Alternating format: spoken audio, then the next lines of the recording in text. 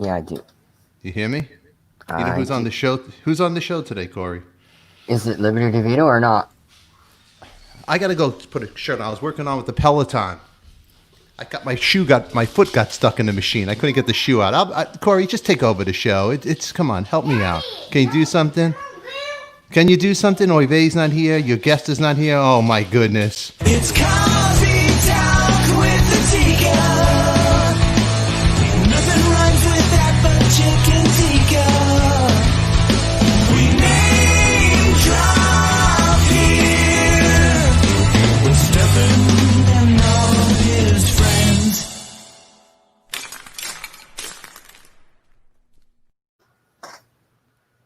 Hey, everybody. So, Stefan is a little indisposed now. I'm going to start the show off. Everybody loves what I do. Oive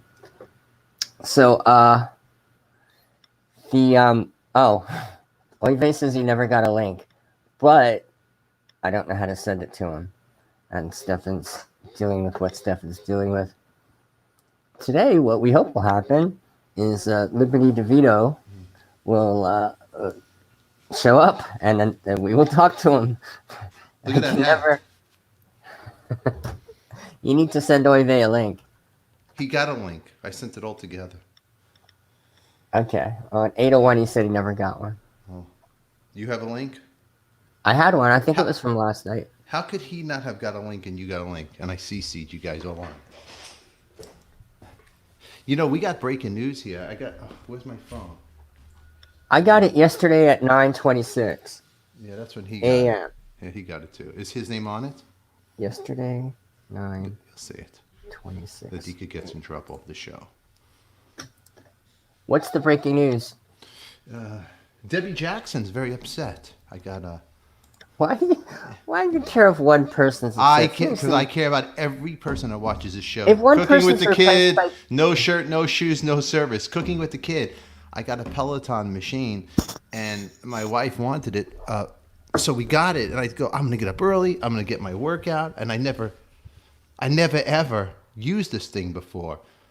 I'm a guy that doesn't like to put together stuff. I want to buy it made, put together. Yeah, me too. You too, because it's a nightmare. It's a nightmare. So I go in the garage, and the screws for the shoe, because the shoe of the Peloton, it's a bike, spinning bike. It clips in. You got to bolt. And I go, oh my God, now I got to bolt things. I got to work again. It's like the Ashley Furniture desk. So over there, I open up the bag, and for 15 minutes, the screws went out, and for 15 minutes, I'm looking for one little bolt. I couldn't find it. And I'm cursing in the garage. I'm freaking fragging. I could have just went for a jog. It would have been easier. Then I finally get it going. Okay. Now I can't get my foot in the shoe. There's a clasp. I'm like, what the hell? I'm the 53-year-old idiot. I am an You know idiot. what's funny is they could build one of those IKEA buildings, and there's never any screws and brackets left in the side of the parking lot. They always figure out how to build the building without IKEA parts. It's insane. So that was me fighting this morning. Then I finally get this thing going on, and then I get this girl yelling at me, hocking me Chinik on the screen, because there's people yelling at you. I don't know what her problem. Oh, yeah, she said that she didn't like the fact that you didn't answer any of her questions yesterday in the comments, and that I was an idiot. Well, she's right about that, but It's true. That is a good point. But what do you mean answer? I see the questions, and everybody. I'm going to put a disclaimer, because you know what? Debbie Jackson's upset, and I hate to see people upset. But for you people watching the show, if for some reason these comments come by so quick, and I don't see it, or I miss a super chat, don't get mad. You know, it's a show, and you got me for how long in the morning, and then you got me longer than my wife has me. I just got yelled at from my wife just now. First it was me it woke up 5:30 a.m. from a Patreon. She unsubscribed at Debbie Jackson, which I'm upset. I hope you resubscribe, because your support me to support to put a smile on your face. And if Coffee talk is not for the weak. Maybe it's you not should for the change weak. that. Or maybe it's not for you. Maybe it's not for me, but the one thing I did get out of Coffee Talk, if I can't pay my mortgage or anything, I got this great hat from Jordan the Lion because he loves me and I love him. Then I get my Funky wife. Medina is gone. We don't have her anymore. Is she? That's what Bill Kay says. My guess would be the Ryan Roxy stuff. Oh, Funky is a kid anyway, and I like her. But you know what? Be honest with you, I want to get all the audience. I want all types of people, but when they're underage, I feel weird writing back because if it was me, right? Because I could be Funky's dad. Yeah. And to me, and I'm no offense to Funky, so I got to be very careful what I say. Who are you writing to, hon? Oh, a 53-year-old guy with his own YouTube live show?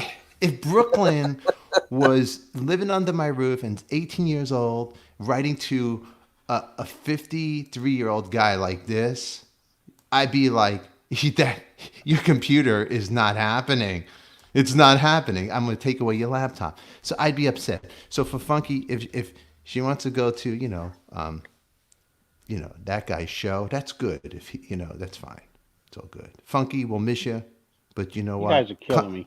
Come back when you're 21, proof of ID, and you know what? That's it. I didn't even know Funky was gone. I didn't know either. Yeah. Hold your license up like that. Maybe her dad took away. Oh, Debbie Smith. Stop, everybody. It wasn't that I asked 4 times and did a super chat. You asked Adika me, yo, risk it. I did, and you still IG. Well, Debbie Smith. Re-ask it, and you still ignored. Here's what I'm going to do, Debbie Smith, for you today. You said you unsubscribed, and how did you know we're on right now? Debbie Smith, I love you. I want you. I want you to be a part of the show.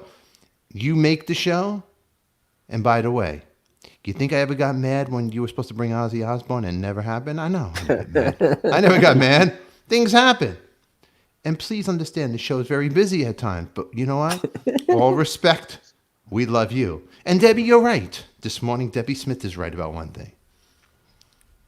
You asked 4 times? You did a super chat? Well, I'm going to say 4 times. Thank you for the super chat. Thank you for the super chat. Thank you for the super chat. Hey, by the way, thank you for the super chat because Corey will never see anything from that chat. So I love you. Now the fans all know that all they have to do is send one perfectly timed angry email and you'll be up all night from it. It's a good part of the show. Everybody loves drama. Even Debbie Smith is like my Joan Collins. No. If she was a character, what would you? Dynasty. I'm like, who am I like? I'm like, what's the guy John Forsythe's name? Blake Carrington. Charlie House. You 3 guys are better than any other team I've heard on the radio or podcast. I hope this grows and explodes. Very deserving. Charlie House, I'm glad I caught that comment. I'm glad we put it up here because I would hate to lose you. Because if I lose you, then I lost somebody under 18. I lost Debbie Smith, and That's all you care about is whether you lose someone or not. Let what he said process. Let it sink in. How's it working for your show, your YouTube show? I never want to be a host. I can't do what you do. Yeah, you could. I'm a writer. I'm like Ashley. Oh, you're a writer. Well, not professionally much anymore, but You're a writer. That's what I do best. Really quick. All joking aside, I make a lot of jokes because that's how I handle stress. It helps me out. You got to find a way to help you out. All joking aside, Debbie, sorry we missed your comment. We love you. You know what? I'm going to help you out. Subscribe 5 times over and send it to 10 people you don't like, and it'll help make you feel better. Joe Bash is over 18. You can stay. I'm going to have a disclaimer: over 18 in life. I bet you what really happened with Funky, because I noticed that Voice and Show was canceled. What? Because yeah, they had a show they were supposed to do, and because of some of the co-hosts, they couldn't be on there. I think Funky and Oive got busted, and Funky's dad came in, took the laptop, and Oive, you just killed the whole show. Because you talk to everybody. I do talk to everybody. Yeah, and I can't talk. and Cooking with the kids. Stop. Super chat. No, this is my last super chat you ever bought. You never bought the family ice cream. I am gone. You know what? No, I did buy the family ice cream. My mom never came over to eat it. I bought a big tub of it. She never came over. But I will invite her over. She just won't fly. My mother doesn't fly. You gotta deliver it to her. I'll deliver it. Hey, Huh. Days with Jordan the Lion. Just do your thing, Stefan. Don't ever worry about who you lose. Just be you. And the right people will find you. And those who don't like it will go somewhere else. That's the nature of YouTube. I know, Jordan. I know. But I like to... Jordan, you got to know something. The people are part of the show. Whether they're nice or they hate me or they love me or they want to marry me, I have to talk about everybody. Because that's what I do. I'm a yenta. Speaking of talking about everybody, somebody else is very upset. My wife last night, another person. So Debbie Jackson. Then this morning, the Peloton bike. And then my kids yelling at me. And then my wife wakes up in the kitchen. Sour face. Sour face Adika, I call her. Why, you ask? Eric Singer calls me last night. You rather stay on the phone with Eric Singer. I'm waiting on the couch. She had candles lit. I can't win. Eric Singer's hocking me Chinik. I'm telling him I gotta go hang up. He's talking about something a microphone in a thrift store. I ask him one question. Does it have a USB cord? What? And that I should never even ask. Because it went into longer than he's on the show. Aren't you mentioning my hat enough times? I'm out. Thank you, Jordan. This is a good hat. That's a cool looking hat. It is cool. It's embroidered. It's got the mesh on the mesh back. Yeah, it's great. You know what I like about this hat? It's almost like it's shaped like Larry David, like bald guys. It's made for bald guys. This hat. It fits the skull good. It's good. Okay, cooking with the kid. Okay, I'm back for now. So my wife's mad. I didn't know it was mating season. I told my wife. I go waiting on the couch. She needs like a horn. I need like an alert when my wife wants to get romantic. 2 candles and a horn. Chugga, chugga, chugga, chugga, chugga. Ungang, bumba, ungang, my wife mad at me. Then I go on the couch and I turned into sleepy Adika.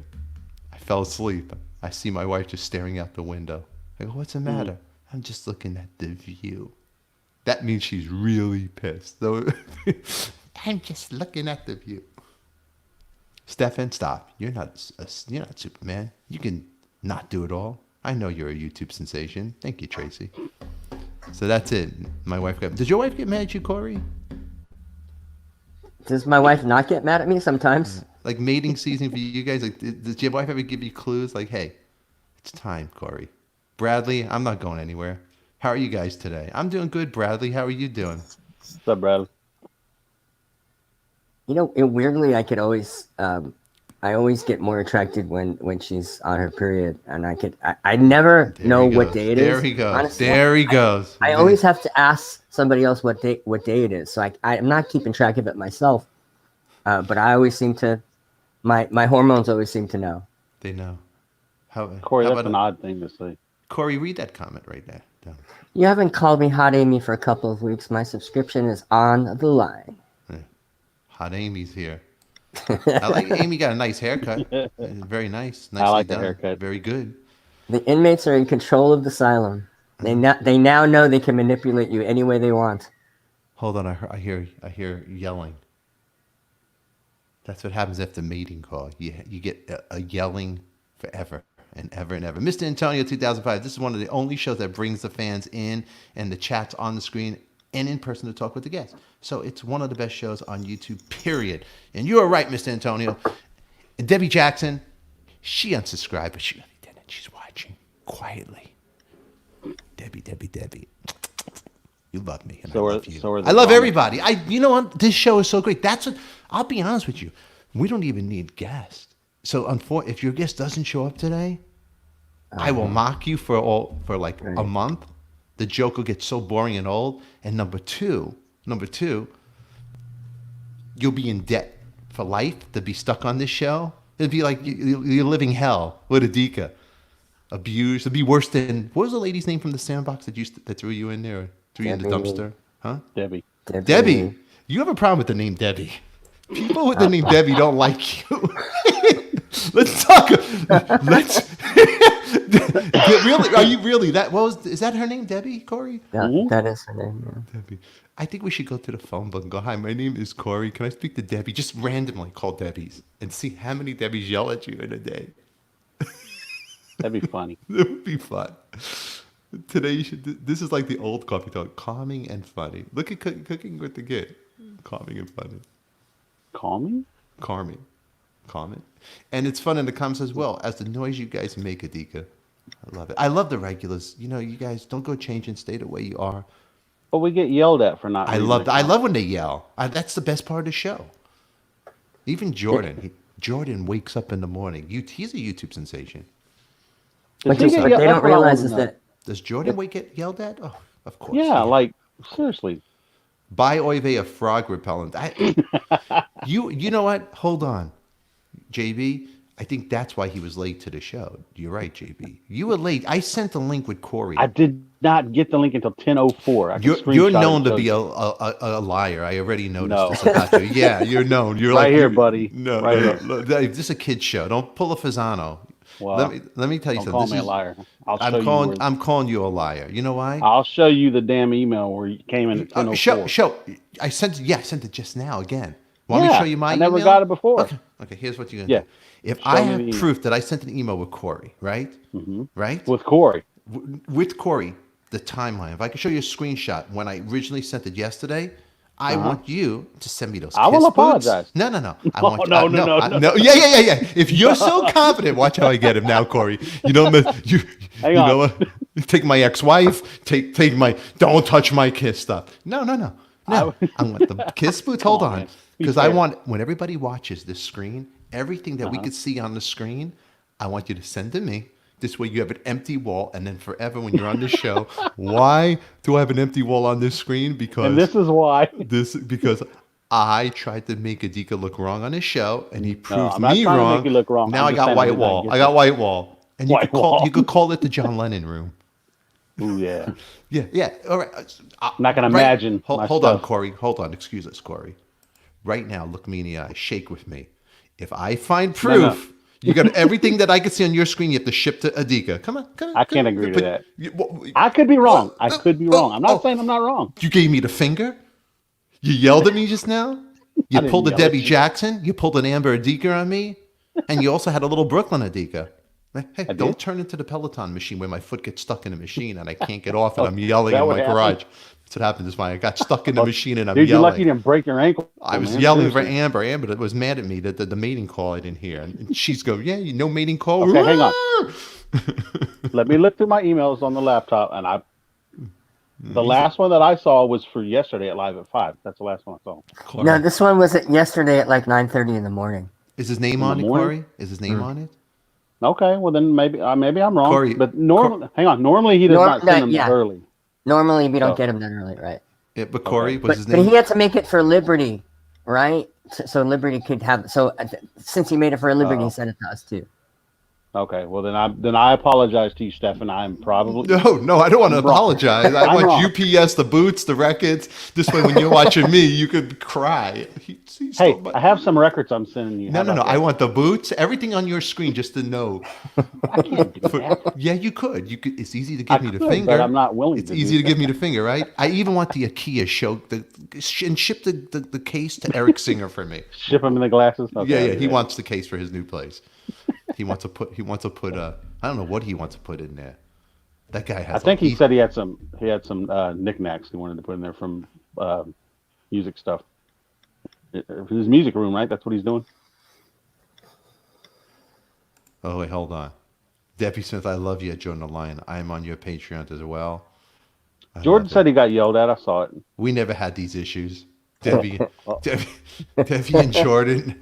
I think if I would love to do a show, Jordan the Lion and his fans, and bring up two of Jordan. This way, Jordan the Lion could teach me the ropes live with you guys. Watch it. That'd be good. Picture like Jordan the Lion. For example, take this the wrong way. If we had like a Jordan and one of his fans, for example, if it was a Jordan and Debbie Smith, and they talk, together. Who would you pick if you could pick? I don't know. We might need to think of something creative just in case Corey's guest doesn't show up today. We might have to think of like who can save the show a day.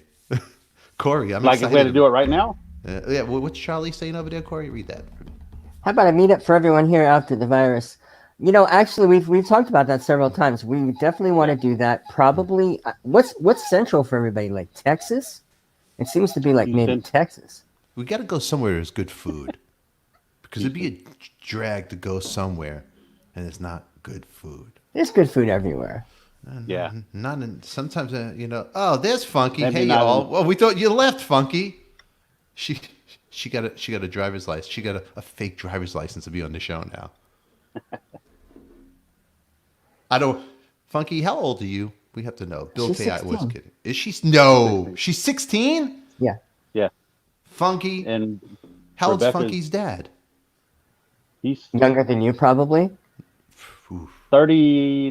He just had a birthday because we did a 39, video for one. 39 and a half. Tennessee. Something like that. Joe Bash. Uh-huh. I still have my Adika's Angels T-shirt. The Adika's Angels. That's rare. I Those are didn't see rare that. ones. I forgot. Hold on. Read that, Uh-oh. Corey. Read that. Stefan, I'm just visiting on a date for Sharon and Ozzy. Waiting. She meant waiting. I'm just waiting on a date for Sharon and Ozzy. You know Ozzy Osbourne, don't you, Corey? Well, I don't have his number in my cell phone, but I've interviewed him 3 or 4 times. Because you understand him back I was then? over at the house once. You were at Ozzy's house? Yeah. Oh, Adika, meet up What? in New Orleans. No city has better food. I never been to New Orleans. That would be a great idea, Adam D. So you That would be. that Wait would a be minute, you great. went to Ozzy's house? Yeah. You went to Ozzy's house. Yeah, So- the Osbourne started while I Wait, was hold still on. Her dad's 45. Yeah, 45. Wow, I could be her dad's dad. I Not knew really. your grandpa. Your math Dude, is back- fine. back in my day. Okay. Wait, tell us about the Ozzy story. It was in like 2000 or 99 when the Osbourne show started, and I thought it was a riot. And I was covering Hollywood for the New York Post, so they said, "Can you get in?" Now I knew this woman, Kathy, who used to work for Sharon, because she would be my go-to person for circus whenever I wanted an Ozzy interview. I called her, and she arranged it. And then they're like, I thought it was just gonna be a phoner thing, like usual. And then they're like, "Oh, well, they're doing press in the house. Would you like to come? You know, whatever." And so I rang the doorbell that you saw on the thing, and then they sent some assistant out, and then it's Sharon and Ozzy. What's that saying? And then, read that, Corey. then you call him Corey. No, then you call him Corey. That's Oh, what then you call him. yeah. Oh yeah. So, but the funny thing about that was that Ozzy's sitting there the whole time. You know, it's not funny anymore because he has Parkinson's. But he's sipping tea and he's shaking, and he's looking at me with these eyes that are like, help me. I don't know if it was a gag or what, but he's every time Sharon is distracted doing something else, he's like, like he was kidnapped and he's being held hostage. Yeah, he It was so probably playing. Wow. Yeah, he's probably playing. You know, Wow. Oh, here you go, Corey. Read that. By the way, Corey, they don't live at that house anymore. Yeah, I knew that. Yeah, they moved a long time ago. Hey, how about this one, Adam D? Read this one, Oive. There would be dozens of people who would just walk into Ozzy's house during the Osbournes because Ozzy thought it was his kids' friends. I would believe that. You know, Amber and I went to my buddy Tommy Clefettis when he got married. He had a small wedding, and Ozzy and Sharon showed up at the wedding, and it was Geezer Butler's wife was there too, but Geezer wasn't there. And Ozzy and me, Eric Singer, and I and Amber sat, and my buddy Whitey was there, played with Iggy Pop. So we're sitting right behind them. And Eric Singer, he could see a little fan in him because he's a big Sabbath fan. Even though Eric wasn't a version of Black Sabbath, but he's a big Black Sabbath fan. But we're sitting behind it, and then I have my wife. She's a big Sharon Osbourne fan. And we're just like, I don't know. I think everybody was really watching them, watching the wedding. You know, we could see the back of them. Yeah, of course. You know, it's like. That house was so close to, now I sound like Jordan Lyon, but that house was so surprisingly close to Sunset. It's so easily accessible. I actually went back there when I had like girlfriends visit me from New York and stuff like that. And the funny thing was, when you rang the bell, they had an automatic sprinkler that went right at your head. I don't. Damn. Oh, that's great. Really? Yeah. That's funny. Yeah. Debbie I mean- Smith, I'm being misunderstood. No, you're not, Debbie. Corey and I and Oive love you. I don't know what you're doing. You better stop upsetting these Debbies. Yeah. Is Debbie Jackson and Debbie Smith the same person? Good question. I think so. I've I don't know, but she can answer that. We'll see. So I've upset 2 Debbies already? Yeah, Debbie Jackson, Debbie Smith. Are you the same person? 3 if you can. Oh no, that's that one from the Sandbox, right? Debbie Smith. Debbie. Wait, no. I mean, Debbie what's, Jackson. what's Debbie from the Sandbox name? Debbie Lee. Debbie Lee. Debbie Lee. So that's 3 Debbies. Okay. I remember Debbie Does Dallas from the 70s. Yes, she did. She didn't throw you in the sandbox, did she? What was her name? The real Debbie Does Dallas. What was her name? Her name I was, remember. That's a good trivia. Yeah. Name somebody Debbie. knows. Name Debbie Does Dallas. Her real name. That was It that. doesn't count anymore because it's just Google. Oh, come on. Can't you just, why do you have to be such a killjoy? You can never have fun with you. It's like, you're like, let's come over to my house and play charades. It doesn't count anymore. The show got canceled. It's not on the air anymore. It's like, what's wrong with you? It doesn't count anymore. Jeopardy. It's not the same without Alex Trebek. Come on, what's wrong with you? Why can't you ever play nice? This is why the Debbies in the world beat you up. You know? That was a rough one, man. Getting beaten up in front of your whole 5th grade class. That was a rough one. I bet it was. Denise Kennedy, I really look forward to your show every day, and I'm super sad when I miss the recaps, like last night. Love you guys. We love you, Denise. Debbie's requesting you to read her email. I did read. Oh, is she That really? was just a message for Debbie. Oh, With all that other stuff front loaded. I don't know where my phone is. I left my phone. No, you did read it. I Didn't did you? read it. I think Yeah. I did read it. You know, I definitely read it. Yeah, it's 8:27. It's almost time for you. 3 minutes until I succeed or fail. I think In the eyes of Adika. Okay, let's bet if Liberty shows. You know, Liberty doesn't notice, but I'm good friends with people he knows. I had to go through rough waters to get Liberty on the show, but Eric Singer, best friend, my friend Tiny Anthony Buso owns a great studio, the California, the Boom Room. Read But that. Liberty doesn't notice. Liberty treated me like chopped liver. Really? Cooking with the kid, yeah. Well, he's famous. What my claim Oh, to he- fame is I played with Dee Dee Ramone, and that was like, what? That and $1 some get me on a bus. I don't Hey, even but if you I know can- what? Hey, dude. You in know all that fairness- expression, that and $1 some get you on a train and subway? Who wants to go on a Yeah. train right now? Wait, hold on. I miss Cooking with the Kid. He'll get, what did he say, Cooking with the Kid? Hold You on. probably upset that Dallas Debbie too. Probably. What were you going to Hey, say? Stefan, to some people, you're okay. You said your claim to fame is the Dee Dee Ramone thing. To some people, that's more bigger than the Billy Joel thing because not everybody likes the same stuff. So, Yeah, I'm sure Liberty DeVitto liked to give a playing for he liked to. I played drums for the Ramones instead of Billy Joel. The real. Hey, man. Come on, no. Billy, no, that's a big. I'd rather play live bait than Yankee Stadium. Yeah. I want to play CBGBs. It smells like piss instead of no, playing. I'm Come just on, saying people have different tastes in music. come on. I'm just saying people have different tastes in music. That's He's a all. legend. The guy's a legend. I is a remember, legend, check no it out. doubt. I remember living in Brooklyn, Canarsie, and it was the hot summer, and Billy Joel's Glass Houses album came out, and I remember going in the hot summer, and Jewish family over here in Canarsie, walking, and my grandmother goes, "Wait, you're crazy! You're gonna walk in the heat. You're gonna get a stroke." And I went to Flatlands Avenue and bought that album, and I remember looking at the album and the band and everything. I'm like, "Wow, this is cool." Every song on that album, great. The band, it just was great. And I always thought it was cool because he had the whole band in the sleeve on that. For some reason, it sticks out the glass. Little hit. I actually tried to take a picture of me throwing something at my house in Canarsie. There's a John Lennon connection to that too. Do you remember that? What with the Billy Glass house? Lennon's house was right nearby. They both lived in Cold Spring Harbor. Yeah, Cold Spring Harbor. That's where Lennon's house was, where he took the video with Sean and the nanny playing in the background. Yeah. Anyway, so in Fred Seaman's book, so it is maybe a little suspect, but I believe it. Yeah. He and John used to go out rowing, and then Fred would point out Billy's house, and then John would sing "You May Be Right." Really? Yeah, like yeah. Really? And That's that was pretty- in Fred's book. I wonder if that's true. If is it, I believe it. that's a great story. How about Debbie? I'm a Debbie. I'm not mad at anyone. I play in the sandbox, but never beat anyone up there. It's Debbie's like the Suzanne Summers of our shows. So you look right there. Thank you, Debbie. But that's a pretty cool story, Corey. Yeah. I like that. You know what? I'm excited. It's 8:30. I think we get him. Let's get him ready. He's a busy guy. Also, if you look at the album, yeah. you can see Billy's reflection in the bottom and the cameraman behind him. He couldn't get it out of that. They didn't airbrush it out. Well, why don't you introduce our next guest right here, Corey? Oh, is he here? He's here. Come on. I'm let's do here. it. I've been sitting here. I'm listening to everything you guys are saying about Ah! Ladies and Did we gentlemen, talk shit? We didn't talk shit about Liberty, did we? Oh, ladies shit. and gentlemen, Mr. Liberty DeVitto. Liberty, how you doing, buddy? Thank you for coming here. You know, Corey, I never heard that story before. Yeah, it's in Fred Seaman's book. Oh, all right. Well, That is interesting. Yeah. He asked me.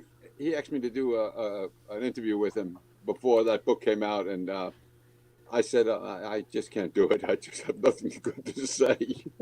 But I Bad. I beat you down. I annoyed you to no end. Yeah. Yeah. I Liberty, really did. Liberty, I want to thank you very much for coming on the show. I'm Stefan. We got Oy Vey, Crazy Kiss fan, and you got the famous Corey Leviton. You know, Liberty, we actually know the same people. Tiny Busso. Tiny, yeah, Tiny's great. I love Tiny. Great guy. He has a great little studio in North Hollywood over there, right? Yeah, he does, and he's doing a lot of work for like these homeless people. The bass player from what band? I don't know, a funk band that was homeless. Got him. Yes. Because Tiny was. I wanted to bring him on the show, but then Tiny goes, he might curse a lot. I go, well, I got to be careful with that. We have to control him. But yeah, he's helping that guy out. The guy. Did he play? Oh, now you got me crazy. He played. Was it the Gap Band or something? He Yes, played? I think it I think it was the a Gap Band. Yeah. What a crazy story. He's trying to help him out. Very crazy. And then Eric Singer.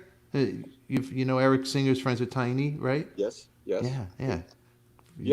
Now I have all the legends. Now I have you. So welcome. And you have a book out, and all that good stuff. I want to know so much about this. I do have a book. Yeah. Drumming. Yeah. So tell us. Corey, there's so much I want to ask you, and I'm so crazy, Liberty. So, Corey, help me out with this interview. Come on. Whatever you want to do. I need to say, first of all, that you were my first rock and roll show ever at Glass Houses, 1980. So thank you for ruining my life. You know how many virgins I've had? So, okay, the first thing I want to do is ask you, so Billy's through with LA.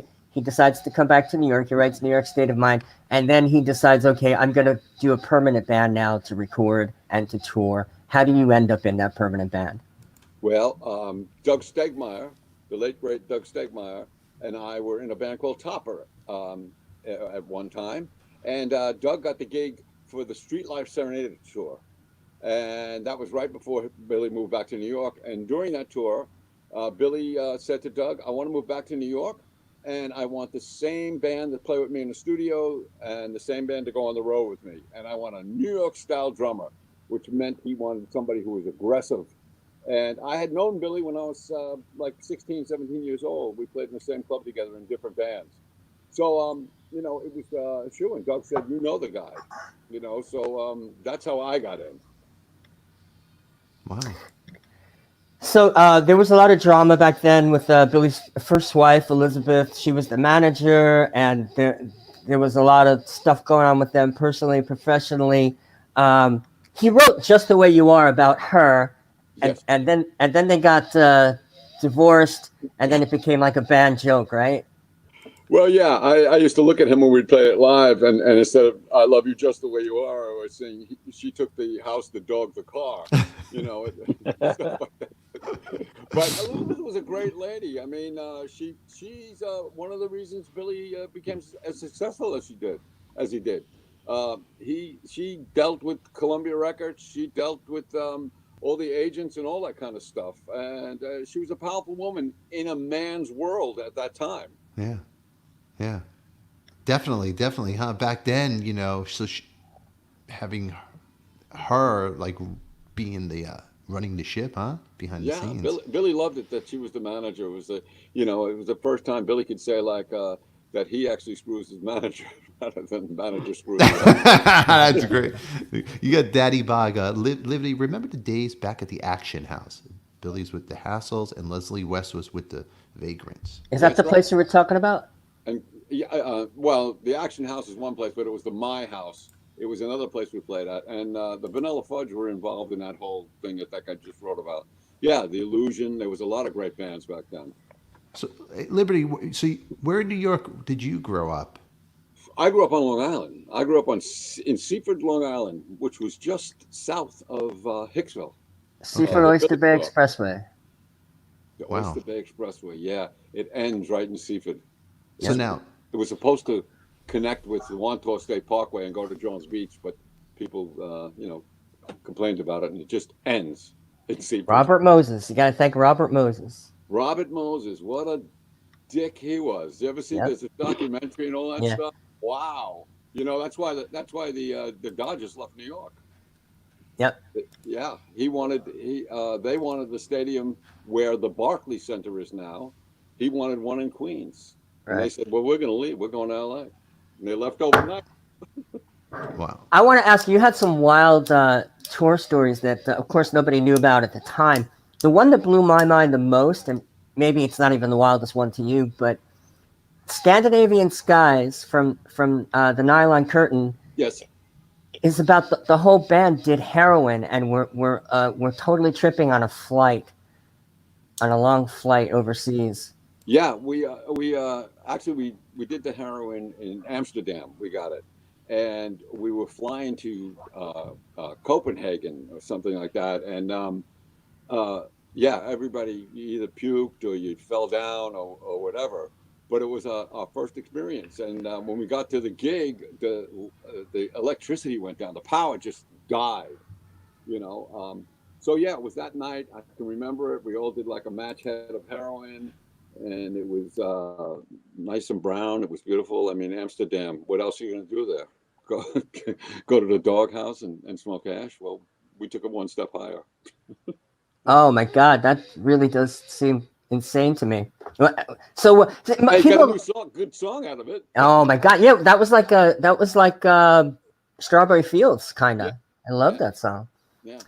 But so Billy had this clean cut image, and so I guess the band sort of had that image too. But was there stuff going on in the background, typical like Motley Crue stuff happening in the tour buses and that kind of stuff, or?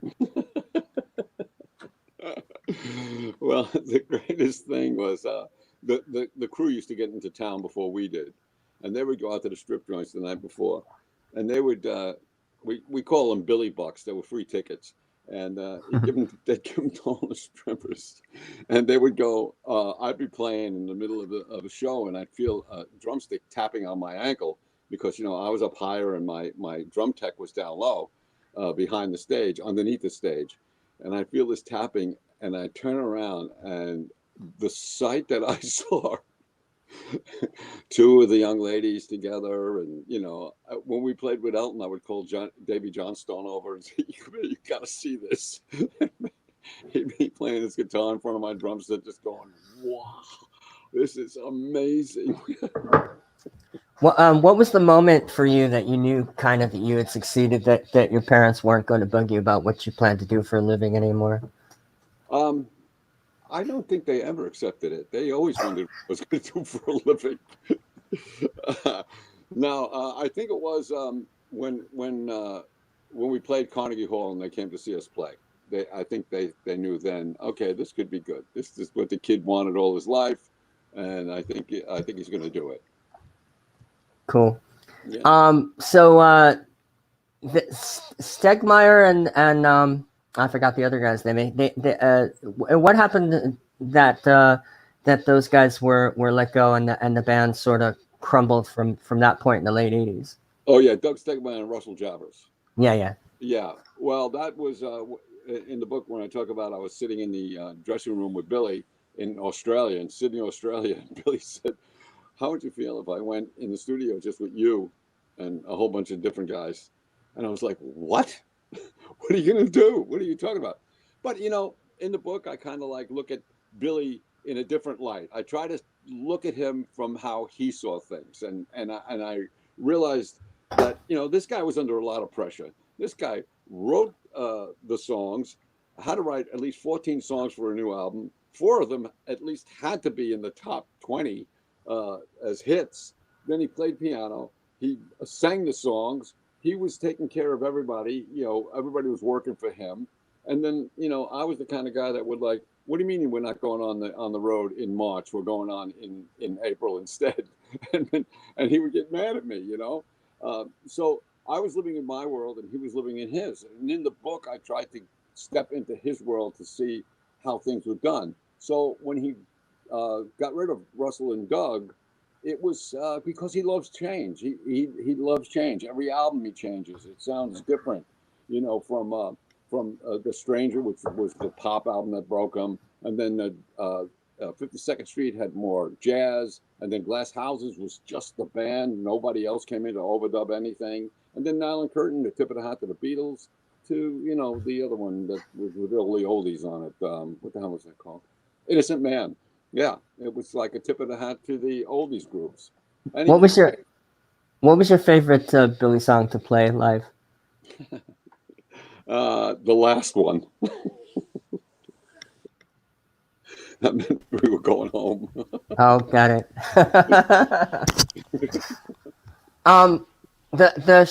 There's a authorized, or I'm not sure if it's authorized or unauthorized. I think it began as authorized bio of Billy by Fred Schwartz, and it mentions, I know you know where I'm going, but it mentions that the reason that you were let go is because you told Christy that he was cheating on her or something like that. Am I remembering that right?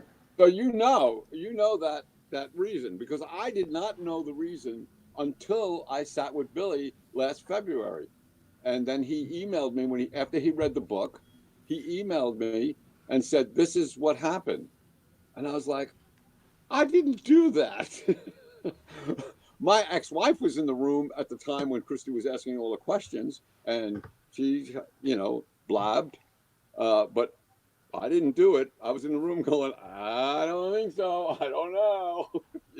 Oh wow! So it was a misunderstanding. The whole thing was a misunderstanding. Yeah, but he didn't come to me to ask me if I did it or not, and I never knew what he did.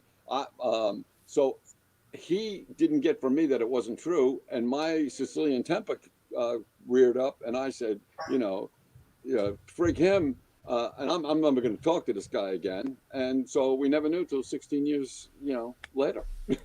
Sicilian temper, huh? Sicilian temper. You seem such like a mellow guy. I can't picture you going crazy over here. Well, I've always been the kind of guy that, like something happens, I knock somebody down, or we start a fight or an argument, and then I say, what happened? Why'd we do that? It's so it's a drummer's trade. It's a drummer's trade, huh? Yeah. So, what crazy almost knockdown fights in your career? Well, the thing about Fred's book, that was the book that Billy, when he signed for $1 gazillion, they wanted him to write a book, and then he sent it back because the publishers wanted more dirt, and he didn't have enough dirt, and he was like, I can't do that. I'm not going to do that. And he let Fred take over, put that thing out. But what I found in Fred's book, because, I don't buy books. I go to the freaking library, whatever, the bookstore, and I just flip it to the back to see if my name is there, and then go to the page. And Fred, it was all about like, then one day Liberty, knocked Billy down off a chair, and Billy could barely raise his arm. And then another day, Liberty did this to Billy, and he would set off fireworks in the hotel, and Billy didn't want to get in trouble. And it was all about like, wow, this Liberty guy is a freaking monster, which is true, but he didn't have to put it in the book. So you were like Keith Mood.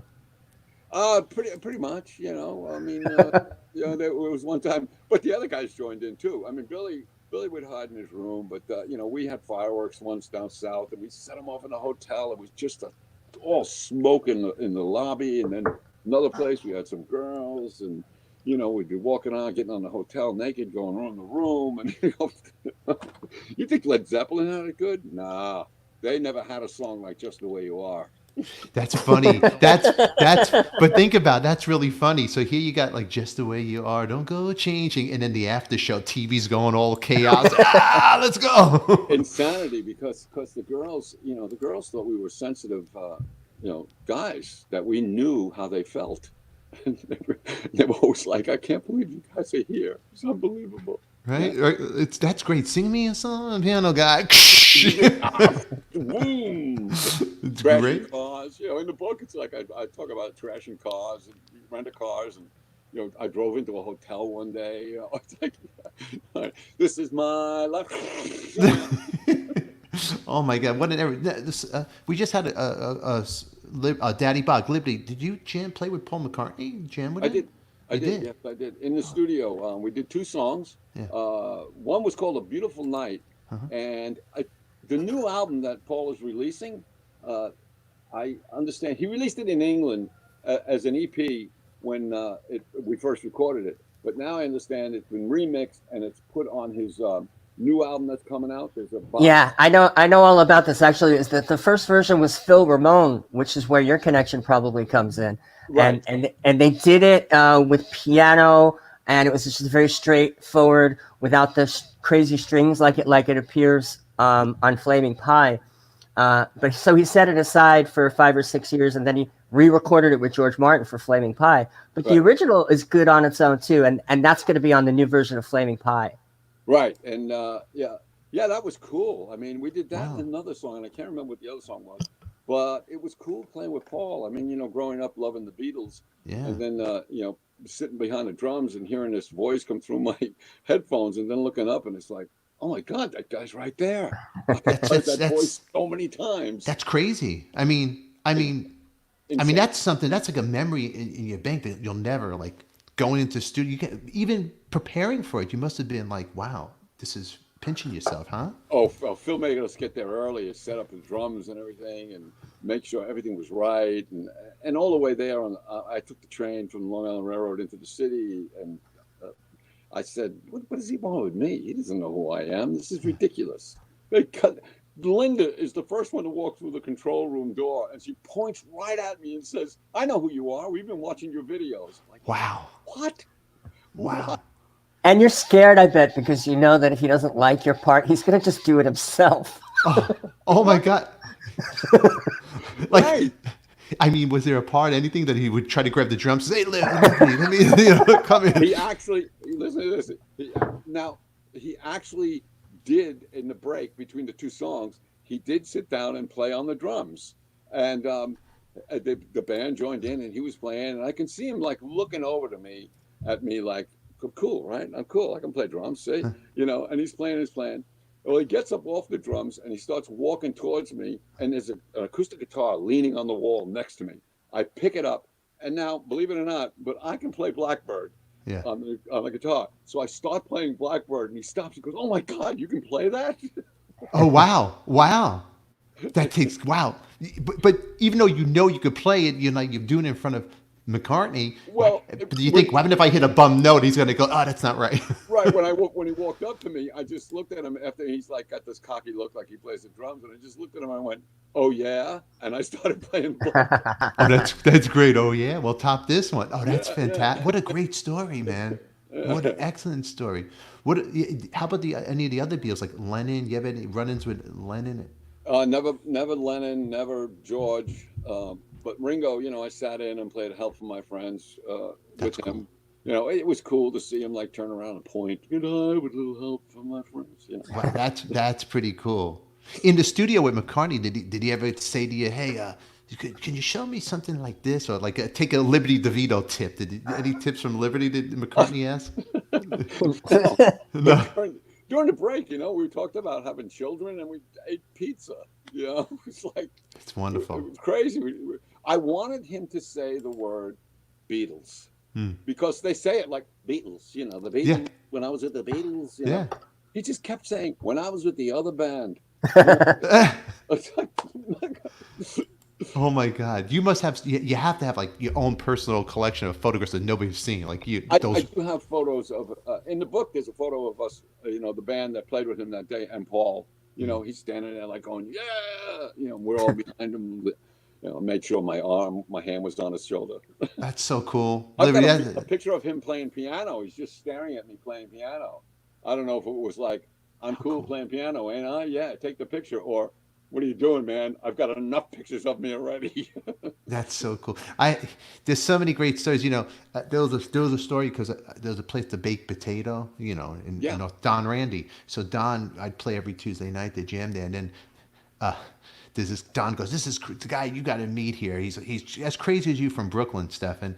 And this guy, I was jamming. It was me and Clem Burke were jamming, and I'm like, Oh, Clem Burke is great. Clem Burke's a great guy. Good, Yeah, I good love really Clem. beautiful guy. So we're jamming, and I'm like, and I just was going through a divorce. I love Don's friend, but he's out of his mind. He won't stop talking to me. He goes, oh, he likes you. And Clem goes, you know who that is, Steph? And I go, no. He goes, it's Hal Blaine. I go, oh my God. I didn't realize that at the time. That was my like, oh my God. And I'm like, oh, well, he could stay now. It was like a Tuesday afternoon. You know, I played the NAMM show with Ronnie Spector about Wow. 2 years ago, 3 years ago. I played with Ronnie for about a year and a half or something. And we played at the NAMM show about 2 years ago. And Hal came up, and me and Hal played Be My Baby together. Wow. And that was the last live performance that Hal did before he passed away. You know, it was sad. What a great guy, and great jokes. You know, Oh my God. Liberty. Jokes forever. He's like Don Rickles. He's like, Just like that old school, those guys, Johnny Carson, those guys, you know? I love it. And you don't get those, and the stories, God, you know, the Wrecking Crew, you have that documentary, but man, what a movie on him. I mean, he lived. He really lived. You know, I wrote a Music Minus One book. I had 11 of Billy Joel's songs. I took the drums off them, and you could buy the book and you can learn the part and play along with Billy. And I sent one to Hal because, you know, I was kind of disappointed when I found out that Hal was like 6 of my favorite drummers because he played on everybody's record. Yeah. But he wrote me back a note, a letter, and I still have it. And it talks about how, you know, watch your money. I was making so much money. I had Rolls Royce. I had all of it, and I lost it all. And he kept calling his ex-wife. Yeah. Kept taking it from me. Oh, it's great. That's the conversation I had. He's giving all the East Coast. Hates his wife. Oh, it was funny. He was like giving advice to East Coast. It was funny. That's funny. Liberty, Mr. Antonio 05. Liberty, what's your favorite artist these days or albums that are in your collection that you enjoy? Oh, okay. Foo Fighters are in my collection. Okay. Definitely Foo Fighters. You know, I love them because I met them. I got a phone call. They were playing over at the old Shea Stadium here in New York. Yeah. And I get a phone call. Hey, can you come down and see the Foo Fighters? They want to meet you. You know, they're fans. Okay. So I went down, and it was great. You know, I stood on the side of the stage for the show, and the thing I appreciate about them the most is they play like it's the last time they're going to play. They don't care if once they get off the stage, they drop dead. But tonight, we're giving it our all. And it reminded me like when we played with Billy, we gave it our all. It was like, this is it, man. If people walk away and don't like us, we're dead. Yeah. Give it your all. And they did that, man. They just blew me away the way they played. And that was just when Dave Grohl had that big cast on his leg, and he was sitting in that chair while he's playing. It was insane. Wow. But yeah, I love the Foo Fighters, and there's a lot of good stuff out there. I can't even think of the people now, you know. Yeah, no. You don't buy records anymore, right? No. You know what I do? You know what? There's something, Liberty, something about a vinyl record. Doesn't matter who you are. It brings you back to when you were a kid. The 45s are an album, you stare at it, and then, like if you and I are sitting together right now at a table, and I go, just pick 3 random records from your youth, it just opens up, you know, and like you start, just the packaging. It's amazing. It's amazing. I still have my old albums, my albums from You do? Yeah. Oh, yeah. I got vinyl. I got old school AR speakers. Oh, you do? Oh, that's wonderful, man. I mean, come on. I mean, let's think about. I mean, and to have it from when you were a kid, it stayed with you through your course of your life. To have it with you, Well, you know, it's funny when the Beatles came out on CD. Everybody's like, "Oh, it's going to be great! It's CD, it's special, it's going to be wonderful." And I was listening, like, I don't know, it doesn't sound like when I was a kid. Yeah. Then I went to a thrift shop, and I found a 45 of Ticket to Ride, and I brought it home, put it on a turntable. I was like, "Yes, that's what I remember." That's hearing. what you, yeah, that you remember. It's funny you said it because Abbey Road, I just was listening to the remastered, and you could hear the bass, everything really clear. Like, wow, I didn't realize those notes and what he's playing. But I kind of like really trying to listen the old school. And the old Okay, record. okay, guys. That's only because it wasn't remixed for digital. What There you now go. they're remixing CDs for digital, and it sounds better than it did in '87. You know how to kill Listen a to me. party. Oh, no. Get him, Liberty. Get him. Get the vinyl of Sgt. Pepper in mono. It's a different album. It's a different album. I know. Yes. It's a different. unbelievable because George Martin mixed in mono. Mm-hmm. He passed it on to somebody else to mix in stereo. Yeah, it was an afterthought. Yeah. Whoops. Where'd you go? Well, I'm here. I'm here, Liberty. I think We lost I think Liberty. We, I no, pissed here- him off. No, he's here. I hear him. There you go, buddy. Okay, good. I pressed the wrong button. No, it's okay. No, you're right. The mono, and also you get the. I remember being in a kid when I was a kid. The speakers, because you get the left, you could hear. Okay, that's Harrison's guitar. It was so cool. I'm sorry. There was a question from Black Dot over there. Had for you. Black Dot. Yeah, Black Dot. Liberty, how was your experience in Big People? Oh, Big People. You know about Big People? Black Dot does. We don't. Black Dot. I don't know about Big People. Big People was a band we put together. It was myself, Jeff Carlisi from 38 Special, Derek St. Holmes from the Ted Nugent Band, Pat Travers, and Ben Orr from the Cars. It was one of those first super groups. It was one of the best experiences I've ever had because for all those years I was just playing with Billy and then just doing things with people in the studio. But playing with these guys, and you play those Cars songs. Come on, give me a break. It's freaking great. Yeah. Then playing with Pat Travis and Jeff Carlisi playing the Cars parts. Wow. It was insane. Derek St. Holmes singing the songs. We did those Ted Nugent tunes. We did 38 Special songs. We did a couple of Billy songs. Everybody's songs. It was so much fun. Wow. There's actually a website that somebody has on Facebook. It's called Remembering Big People or something like that. Remembering Big People. That's pretty cool. That's Yeah. I didn't know about the band. Corey, Corey, how about you? You didn't know, huh? No, I admit when I don't know things, and that's one thing. One thing I don't know is what your parents were thinking when they named you Liberty. I mean, what's the name mean? It's actually I was named after my father's brother who was killed in World War II, and his name. My name is really Liberatore. It's very Italian, and it means liberator or liberty. Like that kind of thing. Liberty. Now, Liberty, are you related to Frank DeVitto? No. No. Okay. I'm a 2T DeVitto. Okay. Most of okay. like Danny is 1T, and Okay. the other guys are 1T. I don't know where the second T came from, but I'm a 2T. You're 2T. Okay. So I gotta know. See, I gotta know. There's only I think one Adika. My Yellen Ellen from Canarsie, Brooklyn. That's my mom, and my dad's from Israel. So there's not many Adikas. Now, do you know Frank DeVitto, the drummer? Frank. He played Yeah, I've met him. Yeah. I've met him. Yeah, he played with Sinatra. That's why I was wondering. Are they related or not? I didn't know that. I also met Danny DeVitto once. I walked up to him and I said, people ask me all the time. He just pointed at me and said, "Are we cousins? Are we related?" That's great. That's great, Corey. Let me see over here. Any other questions for Liberty, Corey? Come on, this is your chance because he'll never come back again after this one. This is it. This is Mitch it. Weissman says hi. With my coffee. Mitch Weissman says hi. That you were supposed to work with him one time, and that Mitch Weissman from Beatlemania.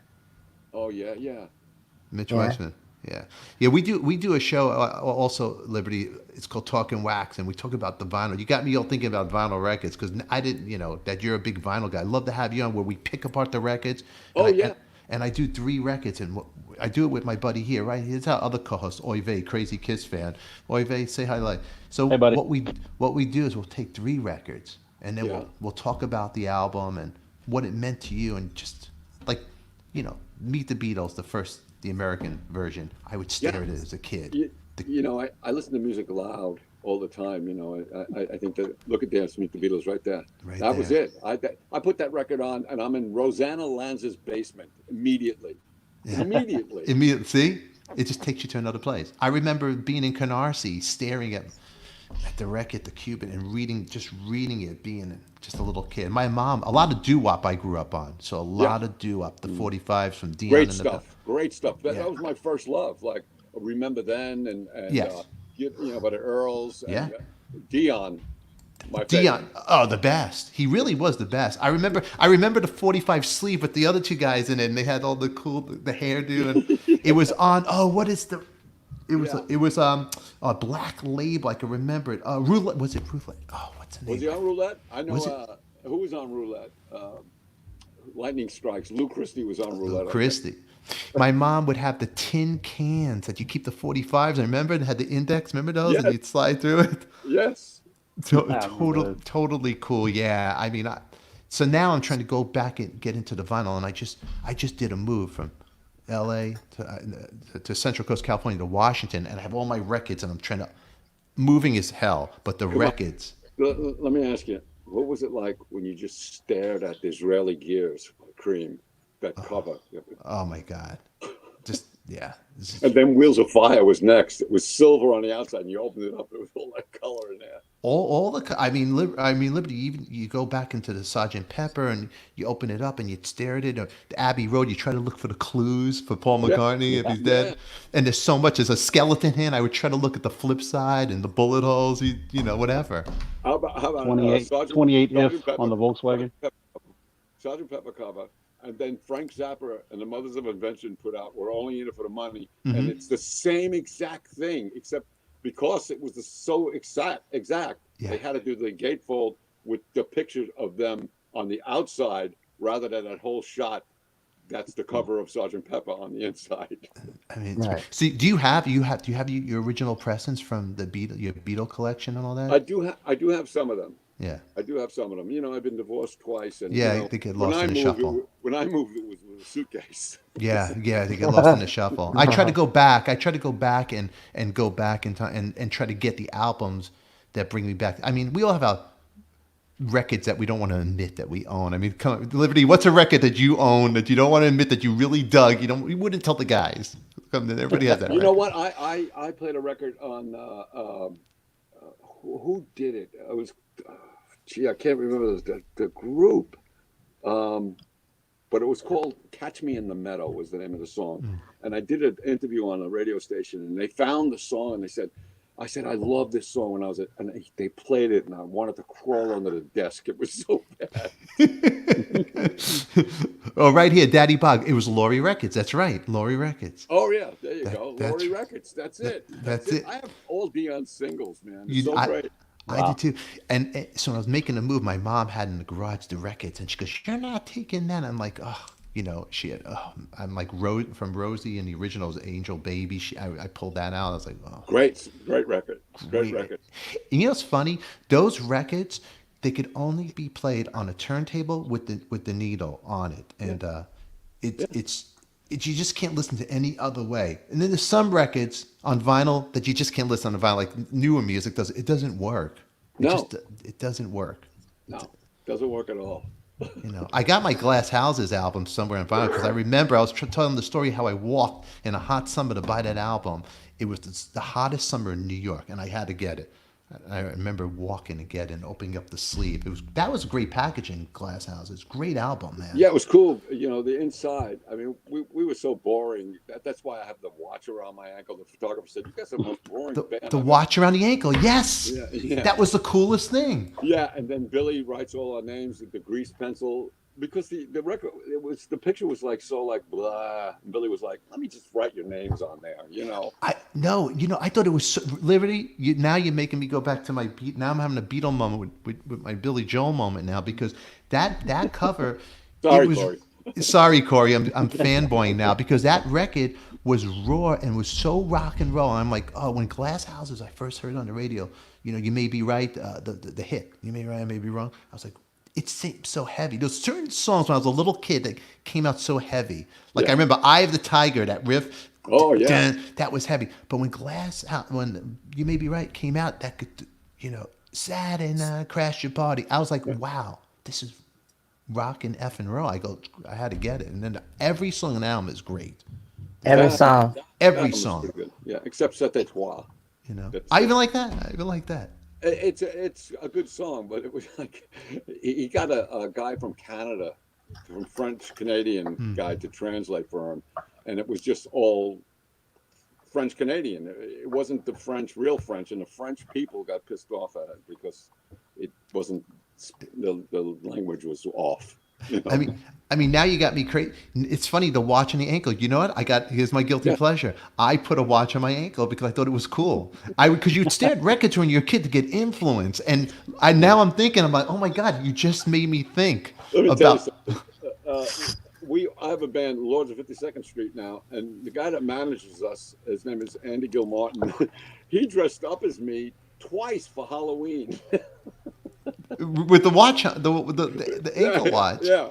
The Lords of 52nd, that's the old guys from Billy's band, right? Who are still around, Kanata and the Lords of 52nd is. Lords of 52nd Street, Richard Kanata and Russell Jabbers. Yeah. Yeah, us two are in there. So is it Originals now, the band? Tell me about the band. No, we do the Billy thing. We have I call him a stunt Billy. Yeah. And he actually looks like Billy too. Does he really? Yeah. And he sings like Billy, and we do all the songs, but we do them with the power of the 70s and early 80s, And Wow. people walk away like, wow. How did you find the stunt Billy? How did you find him? The cat. On Long Island, he was in a tribute band Yeah. that did all Billy Joel stuff. We got a Wow. couple of stunt Billies, actually. If one of them can't make it, we got a couple of stunt Billies. There's a I mean, lot. there's a Billy tribute band out there too. Well, there was a Billy tribute band. This out is there. your ultimate revenge band because now the Billy can be replaced instead of the backup musicians. We- You could tell the stunt Billy. Hey, I'm living. It's the DeVitto way or the highway. That's it. That's it. Check out their videos online. Lords of 52nd Street. Great stuff. And the guy that sings lead sounds like Billy. Very cool. Yeah. Wow. Very cool. I didn't know about that. All right. Well, I don't know if Liberty has to go. Let's bring it back to the book. If the book's called Liberty, Life, Billy, and the Pursuit of Happiness. How did you guys patch things up? Who reached out to who first? Oh, and by the way, Billy writes the foreword in this, which I think is awesome. Yeah, he does. I was laying in bed one night and just, after the Lords of 52nd Street, myself, Russell, Richie, and the late Doug Stegmeyer were inducted into the Long Island Music Hall of Fame. We started to play as a band. We started to travel around the country and stuff. And I started to hear the music in a different way. And every time we played a song or I'd hear it on the radio now, I was like, I'd go right back to the great times that we had in the studio, all the fun that we had. And so I started to appreciate the music again. So once I got the music back, I thought like, oh man, I need the guy back, the friend. I mean, we were friends for 30 years. I mean, my family and his family used to have Thanksgivings together. We used to go there for Christmas, all that kind of stuff. Our kids would play together all the time. We'd stay overnight when he was married to Christy. And it was just a wonderful time. So I wrote him a note and an email, and I said, I think it's time for the piano drum feud to end. And let's meet for a meal or something. I'll pay. He wrote me back and he said, yeah, I was kind of disappointed at the way it ended too. I would love to meet you for a meal. And we just sat and we just talked about life, not about music or anything like that or any bad things that happened in the past, just about life now and how there's so many people that have died around us, who's sick around us. We're still standing and we're fine. And, our children, we talked about that. And it was just great to see the guy again. And now I got my friend back in my life. That's very cool. Very cool. Corey, Liberty, I know you got to go and wrap it up and all that stuff. Yeah, believe it or not, I have to do a modern drummer interview now. Oh, David Frangione, you doing? Yeah. Yeah, David Frangione. Yeah, David. He was on the show. I'm actually good friends with David. Tell David that you're on the show. David and Billy Amendola are both Yeah. doing it. Yeah. Yeah, tell David that Stefan said hi, and yeah, good guy. You know, he has a great David Frangione. You see his Clint Eastwood book? I didn't see his Clint Eastwood book, but I know he's got an outrageous drum collection. He does. He has a huge drum collection. But you ask him about the Clint Eastwood book. You know what, Liberty? Are you an Eastwood fan? You like the movies? Love Clint Eastwood. You know what? Wanted to be Clint Eastwood for the long. All right, here's what you got to. I'm in. If you get a book, you got to let me know because I want to get the book. It's a good table-sized coffee. Oh man, it's great. It's get the book. Hey, you want me on the show? I'm Liberty DeVitto. Get the book. Yeah. I'm telling you, he'll give you. You're Liberty DeVitto. Come on. Listen, I'm pressing the off button if I don't get the book. Yeah, no, you'll get the book. Liberty, you've been a great guest, man. I'm glad we connected. I'm glad you got on the show, and you know, I'd love to have you on again. We'll do the Talking Wax. Hopefully. Let me apologize for the beginning of how this all started, you know, back a couple of weeks ago. Yeah. But it got so confusing and so overwhelming all of a sudden. You know, like one day I did like 20 interviews. You know, it's really insane. No, you hire a publicist and what happens? Boom. All I had to do was say, I want to do it. You know, you know what? Eric Singer goes, why don't you call Tiny up? I go, I don't know. I didn't want to bother the guy. But you know, now that we know each other, I'll bother you. But I'll have Tiny bother you. But I'll tell you one thing. You wrote me an email and I get you. I'm 53. I just turned 53. I have a daughter. She's 4.5, going to be 5. So I totally relate. Yeah, but it's beautiful, right? It's a beautiful thing. But also, my daughter hawks me China too. It's like I'm negotiating. It's like, come on. Her name's Brooklyn, so there you go. Oh, right. Brooklyn. So I'm dealing with it. So I totally relate with you. You know. That's right. On that, but it is a beautiful thing, and it it keeps me alert. She'll pop in any second. So, hey man, you know, true legend. You're a true legend. Thank you so much for coming here, Liberty. You know what? Yeah. I'm gonna go get my watch, put it on my ankle right now. Do it. Let's do it again, Corey. When I see you, I'm gonna smack you, Corey. You know. I got rid of him on Facebook because like he was like, yeah, I'll do it. Then he was like, oh, I don't know. I have a publicist now. I'm like, no.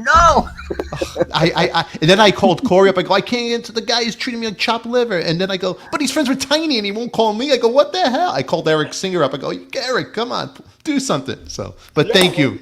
The publicist, like everything goes, you know, will go through me now because, you know, they send you the newsletter, whatever it is, the Liberty DeVito's book's coming out, you know all about it and all that kind of stuff. And it's like some guys that I said, yeah, okay, I'll do your thing. They have know nothing about it. What book? What book? You're number one on Amazon. Right? I bumped Pink Floyd and Elton John out of number one. Hey, I'm going to put the link over here for you on Amazon That's too. Good. And you know what? Any links that you have that you want to just send me to my email, you still have it, just send it to me. I'll add it on the descriptions here. But yeah, go check out Liberty's book. It's number one on Amazon. We'll put the link. You guys could get it, buy it, read it, and get to know the man more than you got to know him today. Liberty DeVitto, thank you, my friend. Thank you. We'll see. I know you. Real quick. Oh. What, Corey? Liberty, real quick. My drummer, Fred Williams, talked to you a few days ago. Your book is signed, correct? Yeah, signed? as a matter of fact, after I do the Modern Drummer interview, I have to go to Westchester and sign 500 more because people requested so many and the first printing sold out. Wow.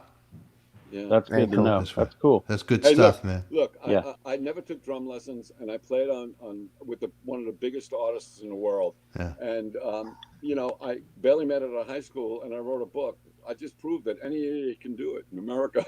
No, you did it, man. You did it. I know that it's not up to you, but I sincerely hope, and I know all the fans hope too, that you get a call from Billy to make music with him again. I think that would be great. Well, we'll see what happens. Who knows? Yeah. I just hope, you never know. But you know what? I hope that you come back on the show because I have a lot more to talk to you about. A lot more, you know. Well, let me know. Talk to his publicist. Oh, she runs out. I think she runs out on Friday. All right, my friend. God bless you. Thank you, my man. And congratulations with the book. Yeah. All right. Bye-bye, Liberty. Ladies and gentlemen, Mr. Liberty DeVitto right here on What a Coffee guest. Talk. What a guest. What the a great best. guest. Very nice guy. Very nice guy. Thank you, Liberty, for coming Really on cool. the show. Yeah. That was a fun interview, man. That was a good time. Yeah. I was so scared it wasn't going to happen, and that's all I was going to hear about for the rest of my life. Oh, nice booking, Liberty DeVitto, Corey. Nah, That was Liberty funny. He's like, I'm here, I'm here, I'm here. Who else are you not going to get from me, Corey? It's funny, the watch. I totally remember the watch on the ankle when we started talking about it. I go, oh my God, because I did it. And I thought it was so rebellious and cool when I was a kid. And yeah, really a true gentleman. And yeah, It's hard to check the time, though. So wait, he's living in New York? Liberty? Yeah. Yeah, okay. What are you doing over there, Corey? You're falling apart. Fabulous show. I Thank you, Debbie. made a joke about checking your ankle watch, and I knocked my Corzilla. Debbie, frame thank off. you very much. All you guys' questions, thank you for putting up that. So it was very hard to read. There was so many questions, but I was trying. Here's the problem when I do these interviews. Laura, thank you for all the history given this morning, Liberty. When I'm doing them and engage, I'm looking at them, and it's hard to look at all the comments. So I apologize. Charlie House asked about the lawsuit, but I just didn't think it was appropriate to ask about. It was settled, He got fired, and then he sued Billy for all of the contributions that he made that weren't credited. Because drummers do contribute. They choose the beat and all that stuff. Yeah, and that got settled. Yeah, I didn't think it was appropriate to bring it up. No, he's a great. Mary Jane, look, great interview. Love this show. JB, look, great show. Daddy Bog, easy answer. Give me Liberty or give me Corey. That's funny. That's great. Great interview. I mean, this is Acid Trip. This was a good time. Penny, great stories. Liberty. He was a wonderful. Got to get him come on the show again. Yeah, he was good. The Talking Wax, he'd be great on. You see how he opened up with this? He lit up.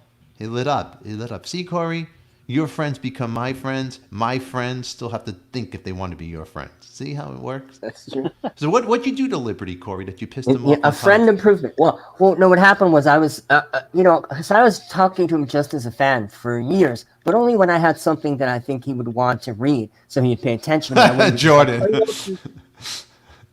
No, it's just, so I had some pretty cool things and some hellos from people that he knew and stuff like that. And then when we got the show, when I got on Coffee Talk, I started saying, I do this show. I think he'd be great to come on. He goes, oh, yeah, that'd be great. I'm really busy right now. I'm writing this book. So then the book came out. He's like, dude, my publicist says I have to put all interviews through him. And then I started like, Liberty, it's me. You're going to get a good interview. I'm not going to ask anything you don't want to talk about. Just fuck the publicist. Publicists, even when I was at Circus, when something gets turned over to the publicist, it usually means they're going to politely turn you down because Rolling Stone, Spin, Today's Show all want this person, and you're not as important as they are. Yeah. Anyway, so I kind of gave him a guilt trip.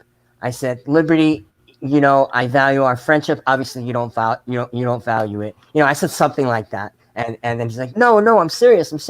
He was just being the way he is right now. And I just thought we were being blown off. But I was completely wrong. He was completely right. And so I owe him a topology. You got to send him. What's the name of the book? I want to put it. It's called Liberty, Life, Liberty. I know. What the hell is it called? Something like that. Yeah, the publicist didn't send it to us, by the way. Yeah, the publicist didn't send it. I want to put the link in there. I mean, come on. What kind of publicist is this? Well, the publicist didn't even send the book because we tried. Yeah. Life, Billy, and the Pursuit of Happiness. Great title. Let's look it up there.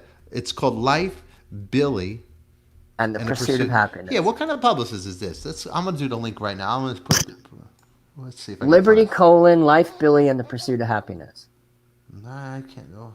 Yeah, put the link in there, Corey. My computer's being a little. I don't know how to put links in. Hey, send me the. Oh, you mean into the private chat? Okay. Yeah, send in the private chat, and then I'll put it in there. Just do that for me. From Amazon, highlight it, and let's put it in there for him. I mean, I want to read the book now. I'm interested in it. Let's see. I put it up, and let's see. Oh, put up David House's question. The law said Yoko goes. I put it up, and no one answered it. Yeah, we saw it. Yeah. It's good that you just let it go. Yeah, put that in, once you find it, put the link in that private chat, and then I'll slip it in here for us. I am doing it now. God, what a interesting guy, man, huh? God, he was a Billy from the beginning. How about the stories? How about like the rock star, like the craziness, the decadence? And here you got a guy singing, "Sing me a song, piano man," and it's just like, like real music, but they had like crazy stories. Yeah, Oh, there it is, They Corey. were naked in the elevator. Let's go support. You know what? I love meeting guests that are cool like that. Like, him, Rachel Ball. They're really, it's really nice to meet like Mark Down to Silver. earth. Very down Just to earth. down to earth guys that are really nice, It makes you like the music even better. But I just put I put the link there for Liberty's book. So go check it out. It's #1 on Amazon. That's a big thing.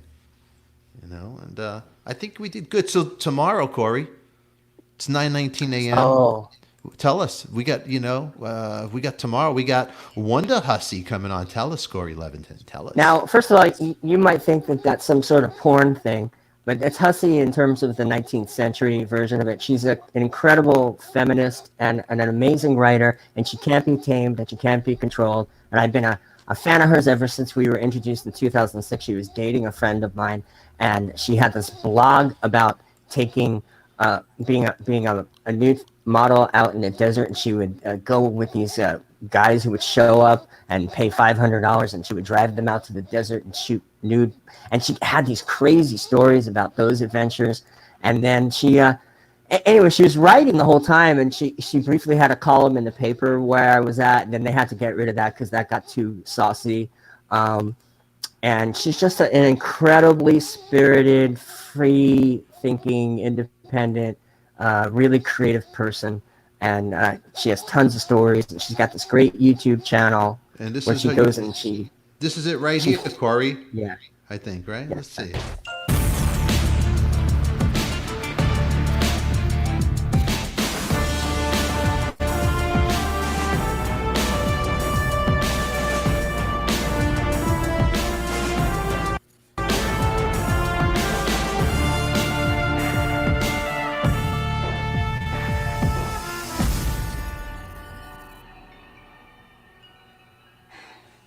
Hey, Wonder Hussy here. Getting ready to embark on an expedition to a site I've been wanting to visit for a long time. Back when I was making my video about the missing Death Valley Germans, I got most of my information from this website called otherhand.org, which is basically a personal blog written by this, I think, retired physicist who enjoys exploring the desert, finding interesting and remote sites. And after I finished my Death Valley Germans video, I read some of his other blogs, and he had this one really interesting adventure about trying to find the crash site of this super secret CIA spy plane that went down back in 1967. Wow. Now, I'll be honest, I'm not really that interested in Yeah. military stuff, and I'm not even really that interested in airplane stuff. But what I am interested in is interesting stuff in the desert that's really hard to get to. So reading this guy's blog and how hard it was for him to find the crash site really intrigued me. And even more intriguing, since he found it back in the 90s, several people have been out there to the crash site, but there's hardly any information about it anywhere online. Challenge accepted. Yeah, Now, that's what again, it's I'm like. not- Every week it's something else crazy. And she's hanging out with homeless people in a crack house. I mean, she just does anything. She had so much more balls than I did as a writer. And people are always in Vegas. People are always come up to me and say, "Oh, you have so much big balls. You do anything." I said, "No. That's Sarah Jane. I'm the guy who's afraid of everything." How about this one, Corey? Which one? Look at this one. This is Carol Lung. I'm interested in this. Yeah, that's really long. We can't do it as a preview. But yeah, she got up to the actual site, risked her life getting there. Wow. She found pieces. That's the engine. That's a piece of the engine. Wow. So is that right Yeah. there? That's part of Yep. Carol Lombard's. That's Carol Lombart's plane that went down in 1942, I believe. Wow. Clark That's a- Gable, it ruined his life. The rest of his life, he couldn't Wonder stop Hussy thinking here. about her. Wow. If you've been watching my channel Yeah. for any length of time, you might remember that last fall, my friend Larry and I tried to hike up Mount Potosi. Wow. That's going to be cool. All right. And so there's cool. still Yeah. pieces of the plane out there? Nobody can get there.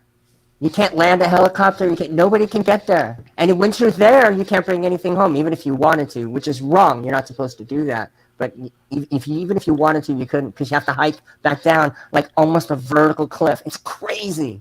That is crazy. That is crazy. Okay, that's going to be a good show tomorrow, man. There's a lot of things to talk to her about. So great. You know what? We'll have her on tomorrow, and yeah, I'll send her a link. I'll make sure Oive, you will get a link, so you're not late for the show. Hey, man, that's going to be good. Linda Foster just wrote over here. I'm reading Fireball. It's about Carol Love. Look at that, huh? Get your questions ready. She might have some already, and it's going to be a good one. Laura, publicist. Very interesting. Are a pain in the backside. LOL. Oh, hey, they are. A lot of times you don't need to go through them. Yeah. I want to thank everybody for today. Your support, your love, and Liberty DeVitto. You were awesome. Great guy. We'll be here tomorrow, 8 a.m. Are we going to do a live at 5? I don't know. I'm so busy, so I can't really commit to it. We'll play it by ear. Yeah. I don't know if we know you're busy, man. You got a lot to do. We're so busy, but you know what? If Corey and Oive, if you guys are up to doing it, let me know, and I'll see if I could get my make sure there's no. I'm up for it, so just let me know. My wife, is she calling? Okay. If you guys are doing it, fine. But I usually like going when the show sucks, and so we could dissect how bad the show sucked. And this show is really good. There's nothing. I know there's nothing in the bag about the show, right? So I don't know if maybe we'll just leave and we'll see everybody in the morning, 8 a.m. You know, point, Corey. We'll play it by ear. Yeah. We'll play it by ear. See how I feel, okay? But anyway, hey, I gotta go get some Hakami Chinik right now. I love you. We're Coffee Talk tomorrow morning, 8 a.m. We'll be here with Wanda Hussey, and remember, everybody. Corey Leventon loves you, and don't you forget it. Hey, yeah. Even the Debbies. Do you hear that? Even the Debbies. I heard a frog. Stop. Dude, I just heard. Oive, you're going at this all wrong. You have to teach your brain not to focus on it. Dude. I'm not saying hurt him. I'm saying get a freaking recording of 100 frogs croaking all at once and play that at night so that the one that does croak outside your window doesn't bother you as much. It's focus. It's your head. But that will drive me nuts listening to 100 frogs. 100 frogs. I don't want to listen to one. What the hell makes you? Advice from Corey Leventon. Goodbye. And this is why